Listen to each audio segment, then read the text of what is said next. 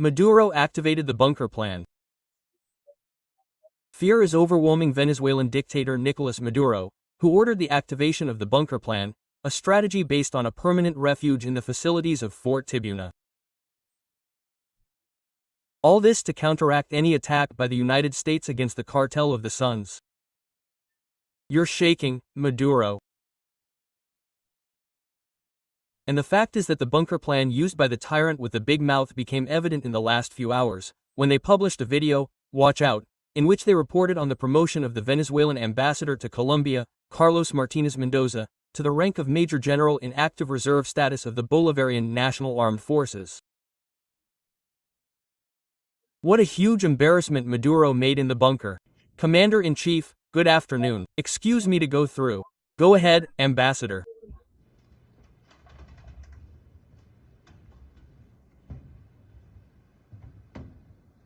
Good afternoon, my friend. Good afternoon.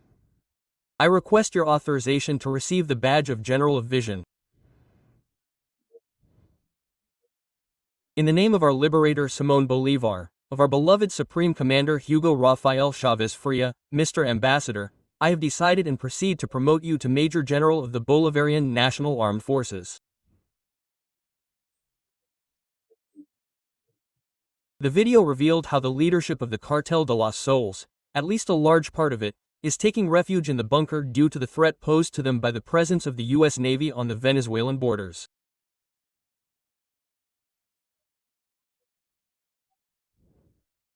Here at the command center of our armed force planning the binational operation for sovereignty, peace and absolute security that is being activated in the new phase of reinforcement in Zulia, Táchira, Apure and the Amazon.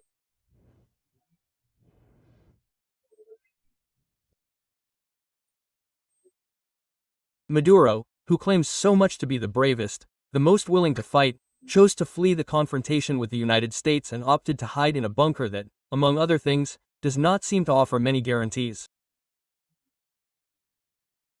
Why? We will explain it in detail here. Let's analyze this video.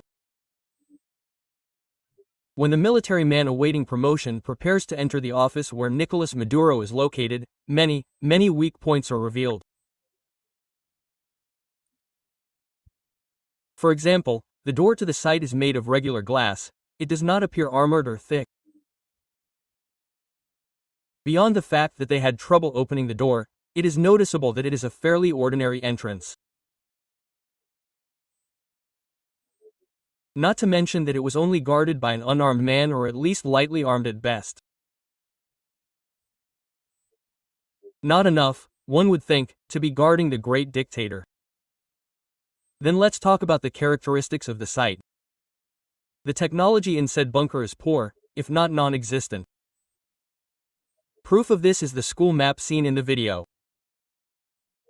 Except for two ordinary televisions that are there in the background, only school boards and maps appear in that video.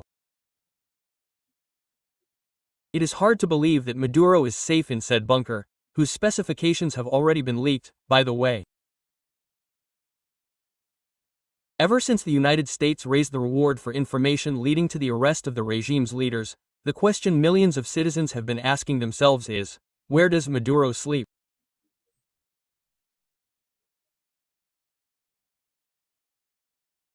In August 2024, weeks after Maduro decided to steal the July 28 presidential elections and unleash a fierce repression that continues a year later, Venezuelan police chief Ivan Simonovas stated that the dictator spends his nights in a bunker located in Fuerte Tiuna, Venezuela's main military complex.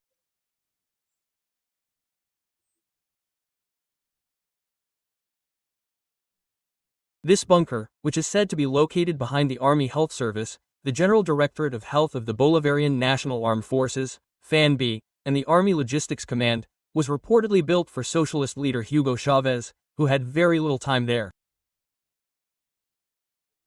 According to Simonovas, one of the places where Maduro's regime currently rests is in the bunker, which has the particularity of having tunnels that connect it throughout Fort Tiuna. That is to say, Maduro crawls, he is underground like a rat, that's how the mustachioed man moves. For her part, Venezuelan journalist living in the United States, Maybor Petit indicated that the so-called Casa de los Pinos, located in the Waiporo urbanization, inside Fort Tiuna, would be the bunker where Maduro lives, hidden and heavily guarded. It is his lair. The regime is hiding from the people in a military fort, but paradoxically this makes it vulnerable to any military action, Petit wrote in a thread published on X on August 3 of this year. The bunker, which even has a chicken coop, has several access routes according to the journalist. The main access routes would be through Tazan, the Military Academy of Medicine, the military hospital, Cumbre de Carumo, the General Command of the Army near La Viñeta, and Lomas de Prados del Este. It is not a palace, it is a bunker that shows fear, she assured. Let's look at this image, which shows the access routes to reach the bunker where Maduro is hiding with Cilia Flores. Maduro feels lost and begs for help even from the Colombian military. I can count on the best coordination, Mr. Minister Godfather, with our military brothers and police officers of Colombia. Peace, sovereignty and security.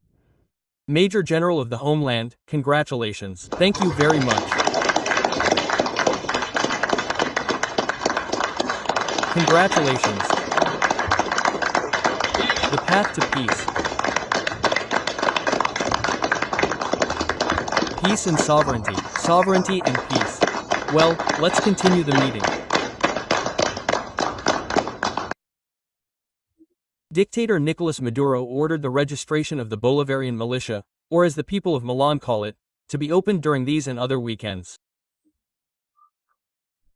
A written agreement by the armed forces that includes civilians and that, according to its critics, has an ideological burden that is already making little impact, even among radical Chavismo. And if you notice and review the videos, these are elderly people who are going to enlist in exchange for a box of clap. Elderly people who are dying of hunger and are joining Maduro's ranks to provide a uniform, but surely the last thing they care about is fighting to save Maduro. It is also a show of force that backfired for Maduro in the face of what he considers a threat to his power. 3 missile-launching destroyers will be positioned in international waters off the coast of Venezuela. The militias set up registration centers in squares and military and public buildings, including the Miraflores Presidential Palace in Caracas, as well as in the so-called Barracks of the Mountain, where the remains of the late socialist leader Hugo Chavez lie. The mountain barracks are nestled on a mountain overlooking all of Caracas.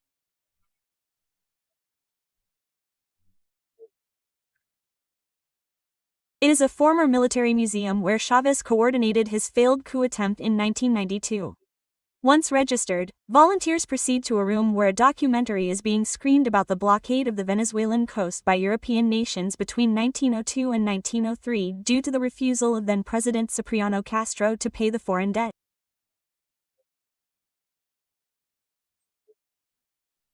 That being the case, Venezuelan people, there is nothing more to say. The cards are on the table. Maduro is dying and hiding in a bunker like the rat that he is. If you like this content, we invite you to share it. Help us reach more people who want to know what is really happening in Venezuela. See you in the next video.